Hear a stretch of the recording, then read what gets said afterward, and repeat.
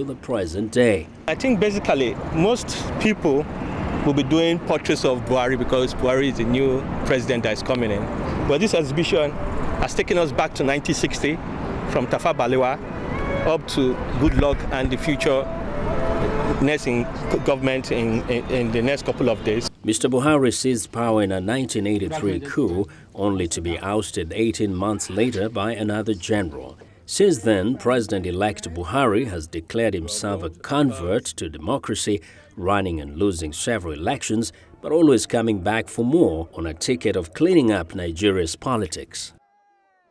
Well, the fifth edition of the Africa Debt and Capital Markets Summit was held recently here in Washington, D.C.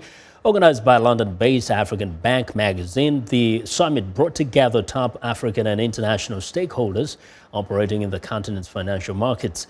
A key item discussed was the role of African and international investors in Africa's capital markets and the emergence of financial hubs in Africa. During the meetings, Nigeria's Minister of Finance addressed her country's debt. Our borrowing strategy is very prudent, given our history. But what we will do, we have a lot more domestic borrowing, I think, than I would want. So we try to switch and have a little bit more of external, but drawing heavily on the multilaterals. So we will be going to the multilateral, meaning the bank and the African Development Bank. Well, that was how outgoing Nigerian Minister of Finance Ngozi Okonjo-Iweala. Now, all the way to East Africa, the Al-Shabaab militants that have long battled for control of Somalia are also recruiting thousands of young people in Kenya, leaving many families disconsolate. Mohammed Yusuf recently visited the Kenyan town of Isiolo and met with relatives of those recruited, as well as many who have helped with the recruiting. These three women have met to talk about their fears and struggle to get their boys back and to keep those remaining away from Al-Shabaab recruiters. They exchange stories reluctantly at first, but then with growing confidence. Zainab Hashi listens keenly at times, but also seems distracted at other moments. She says her son left home on what was thought to be an Islamic retreat. A week later, a call came in.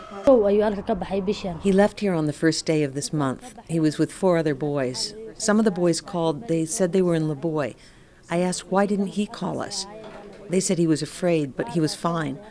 They told us the Kenyan security forces arrested them. Halima Hassan, seen here in the middle, says her teenage brother left home and joined Al-Shabaab 8 months ago. She says before he left, he asked for money for a school trip and has not been seen since. Now she fears the worst. Since he has joined them, there's no way he can be found. He's become a criminal who has no sympathy and kills people. Even if he's back, he'll bring that criminality here. But I will pray for God to guide him. Ali is an Al-Shabaab recruiter. He says his job is to look for boys who are idle and to bring them to the mosque. From there, other people take over. They told me I could help them look for boys around my age who can go for an Islamic retreat for about 4 months. They told me they wanted such youths because they sinned a lot and God can forgive them.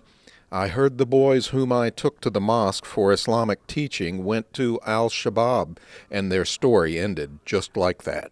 In late April, Kenyan security agencies published a list of 85 people involved in terror activities. One person on the list is Abdi Ibrahim.